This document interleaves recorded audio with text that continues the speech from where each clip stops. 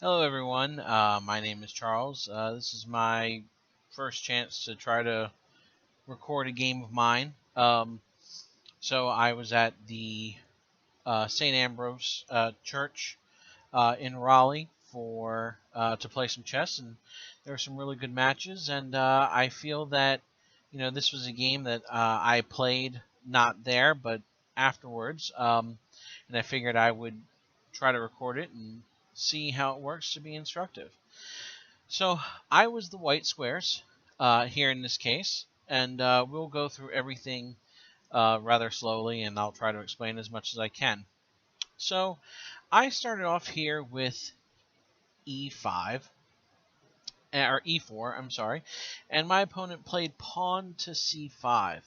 So this is called the Sicilian defense, and basically the idea of the Sicilian defense is it will actually attempt to gain control of the center starting with d4. This is actually one of the most popular responses, especially in tournaments. The reason why I don't like to play it as black, number one, I'm always really aggressive. Number two, the Sicilian defense actually requires a lot of theory to really understand it. So what I have done is I use a system against it called the King's Indian attack, and any kind of King's Indian attack or Indian defense only refers to actually the pawns being moved up one. Chess actually originated in India thousands of years ago, and it was actually called chaturang, which means four legs. But pawns were only allowed to move one square at a time. It wasn't actually until the Renaissance age when chess actually became reborn. So, I'm going to start developing naturally. Knight f3, pawn to d6, just strengthening the c square. Now, d5 looks a little weak at this particular point in time, but usually after playing like a knight, playing knight to c5 or knight to c6, knight to f6, pawn to e6, it actually goes really well. So this move kind of confused my opponent a little bit. I don't know if he's actually seen it. So pawn to g3, and this is actually the start of the King's Indian attack. The idea is that the king's home is his castle. So the idea is we're going to play pawn to g3, and then eventually bishop to g2, castle kingside, with then pawn to d3, knight b to d2, and really trying to strengthen things up here. So he goes knight to f6, pawn to d3. This does several things. One, if I needed my bishop to if my dark square bishop, if I wanted to really start using the dark squares, it's the only way for me to develop that. Knight c6, bishop to g2. This is also part of the King's Home's castle. So then, sorry guys. So then bishop to g4. Now this was kind of weird for me. I didn't really expect this move at all. Normally I would have seen pawn to e6 or pawn to e5. But, I think that black really just wanted to try to get rid of the knight. However, though, anytime that you see a threat happening, you have to analyze whether the threat is actually real or not. And in this particular case, if black were to capture the knight on f3 and queen took, or even the bishop took, white then eventually, after moving pawn to e4 to e5, would really have the long h1 to a8 diagonal, which really comes in play handy later on. So I just castle kingside. He plays pawn to e5. Knight b to d2. So the idea here is there are several squares that I would really like to go to. So one option I have is knight b to d2 to c4, which attacks the d6 square, and then actually come to e3. And the idea is that it can actually just push that bishop away, and then eventually hopefully get to f5 as one of his final landing squares. So he plays bishop to e7. Now, this next move is probably going to look really weird to you, but I'm going to try as best as I can to explain why I made this move. And that's pawn to a4. So, pawn to a4 actually does several things. Number one, it can activate the rook from rook to a rook on the a file if I need to actually start to get in that direction. But primarily, what I don't want to happen is for black to actually play pawn to b5. Um, so pawn to b5 looks really bad for white, as if he can actually start playing that like pawn to b5, pawn to a6, knight to a5. Eventually, then like playing like queen to c, queen to b6, and really just kind of getting some kind of queen side attack and allow the king side to collapse. So he then plays, he castles kingside, which is fine, no real problem with this. Rook to e1. He plays pawn to a5. Now, here, I don't know if pawn to a5 was actually the best move. So the idea of playing pawn to a5 is that he probably then just wants to eventually just try to play pawn to b5, but it actually doesn't really work out that way. Um, so in this particular case, I kind of felt that this was a mistake. Like, most likely, I would have, if I were black, I would have played several things. One, I would have tried to play bishop to e6. And if that's particular, so bishop e6, knight c4, pawn to h6, not allowing the bishop to get to g5. Knight f to d2, and that way eventually to go to b3. And then queen d7 here actually looks pretty good. I don't think that there's any real advantage of both black or white here. I think play is just about equal. So we're going to go back to a5.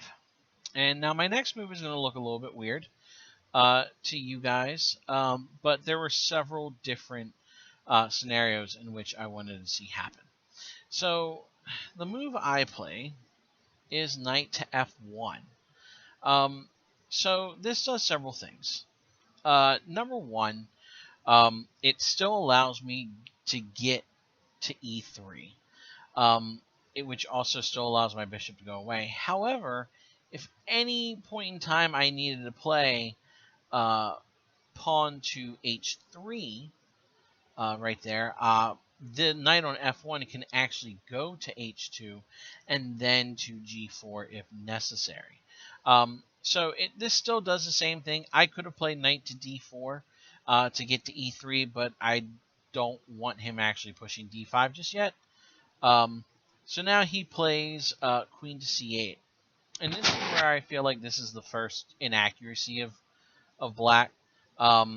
So I think, what I think he's trying to accomplish is that he wants to try to control the light colored squares by eventually trading the basically using the bishop to come to h3, my take h3, and then like he can bring the queen down, and then with the knight going to g4, trying to threaten mate on h2. But in this particular case, what I probably would have done here, and I think it's just fine, you could still play bishop to e6, but knight to d4. So I think knight to d4 here is actually pretty good, because now, like, for example, if I go knight to e3, knight takes f3 check, bishop takes f3, bishop goes to e6. He doesn't really want to trade bishops right now. Pawn to b3, pawn to h6, again preventing the g5. Knight to c4, and then rook to e8. And this is still just an equal game. There's a lot of play. Like his knight will probably, like the queen will probably go to c7 at some point. Knight to d7, so he can actually start pushing f5 to really make a good central attack here. But anyway, so at this particular point in time, I continue with my plan of knight to e3, and now he decides to play bishop h5, which is actually correct. Trying to exchange knights here, I'll show you what happens. So if bishop were to take, then I can either take with the queen, which is most likely what I do. He'd play knight to d4, attack. Queen to d1, which is fine. And then he plays knight to e6. And then I have bishop d2, just completing my development here. Also attacking, eventually c3 to d4. Pawn to b6. Pawn to c3. Rook to e8. And then I play queen to b3. So now, if we move the queen here, we now have the idea of being able to quickly look at the b6 square and still keeps everything in the center. So queen to d7, bishop f3, and then pawn to h6. And white here definitely, I think, has more of an advantage because now he just plays the crushing queen to b5. And black can't really afford to exchange queens here. The fact is, if he tries to exchange queens, then the A file actually becomes half open. So, like, we go here, A takes b5, rook A to b8. Actually, he can move knight to c7 to attack the pawn. Knight to c4, or bishop to d1. Let's go bishop d1. So if you think that they can actually take right now, then I just immediately play bishop to a4. Let me go back. Bishop to a4. Let's try it again. Bishop to a4.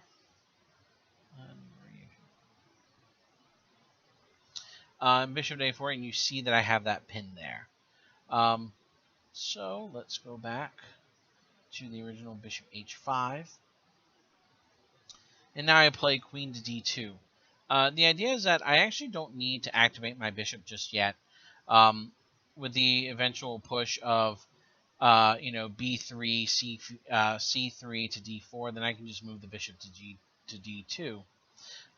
Or the idea is playing pawn to b3, allowing the bishop to go to a3. So if he attempts to move into the center with d5, I've got some pretty good ground coverage there. So he plays knight to g4. He wants to try to trade knights, and it doesn't really matter to me. I particularly want to keep my knights here. I think I have a lot of counterplay, so I just play knight to f4, or knight to f5. I'm sorry. So he plays queen to d8. I play pawn to h3, kicking out the knight to f6, and now I play knight 3. h4. So, for you guys who are not sure what I'm talking about, I have two knights that are on the same file. Well, if they're on the same file, and both of them can go to the same square, I don't know which one can. So you have to say knight 3 or knight 5. So knight 3 h4 is that way. Knight 5 h4 is the other knight. So he plays knight to d4. And now this is where I've got a very good surprise for him. And he actually went into the tank for quite a bit here. And I actually played knight takes e7 check. So then he plays queen takes e7. I play knight to f5. He moves his queen back to d8. And now I exchange. So now what white is allowed here is after c takes d4, and I'll show you why e takes d4 doesn't work. But now black has a double pawn, which gives me an advantage. I can now attack everything. The light colored square on d5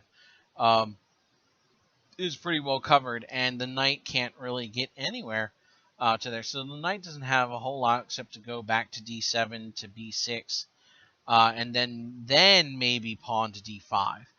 Where he could have some counterplay here. But if we go and actually take this back here and show e takes d4, I immediately can just play pawn to f4. And so then at this particular point in time, even though it looks like I'm exposing my king, I'm gaining more central control. And then eventually I can then just push, pawn to f5, really just restricting black's space here. So, but even then, after still realizing the play that I really wanted, I still go with pawn to f4, even though pawn to c3 actually works as well. So e takes f4, g takes f4, rook to c8, and now I play pawn to b3. So now this is where I have several options. One is moving the bishop to b2 to attack the d4 square, bishop to a3, pinning the pawn on d6 because the rook is on f8. So there are several things there, and then I can just play queen to f2, also attacking the d4. So he plays pawn to b6, and I play queen f2. He plays pawn to h6. Again, he really doesn't want the queen to get around there. He thinks that he can easily defend the g5 square. Sorry, it's past midnight here. I'm kind of tired. So queen takes d4 immediately.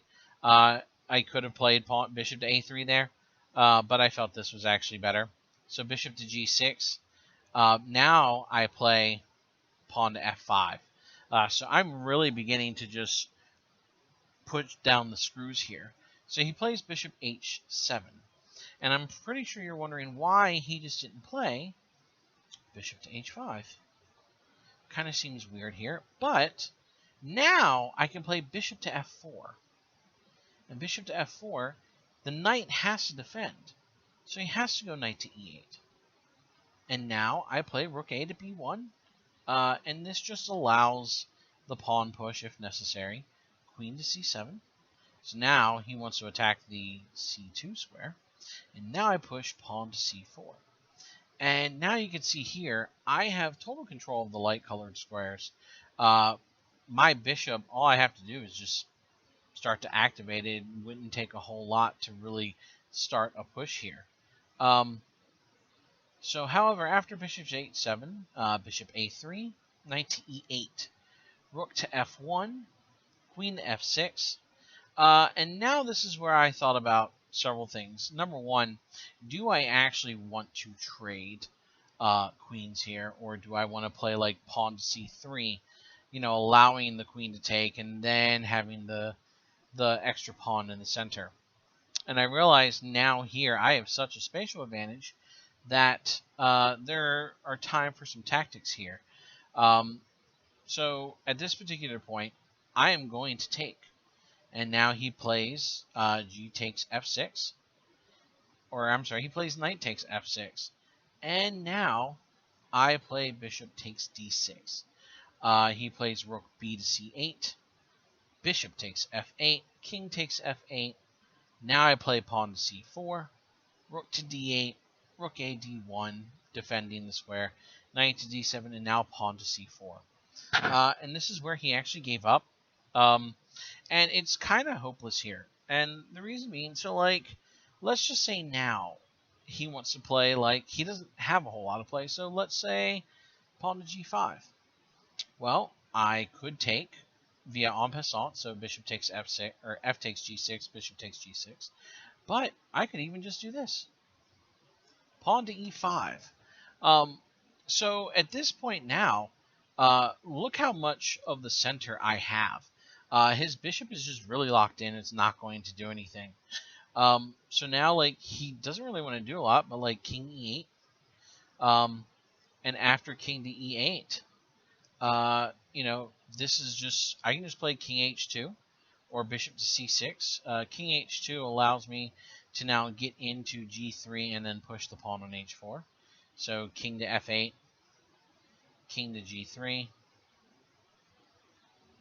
And then he plays king to g7. And now it's really just, it's really, really grim. And the move that's just absolutely crushing is just pawn to c5. He can't do anything with this position. Even if he tries to take, it's just a nightmare. So let's go over this for a second. So if he takes, then I have really several options. I can play f6 check to move the king back to f8, or I can just play d takes c5, and now I've got a pin on the knight. So he's got to play rook e8. I mean, he can't move the knight, and the knight's just going to get pinned, or he'll lose the rook. So he's got to play this. And now I think like just being able just rook takes d7, rook takes e5. I don't see a way that white or that black wins being down an entire rook. So yeah, I hope to see you guys at the chess club, and I'll review this video to see how it works and maybe record again. Thank you very much.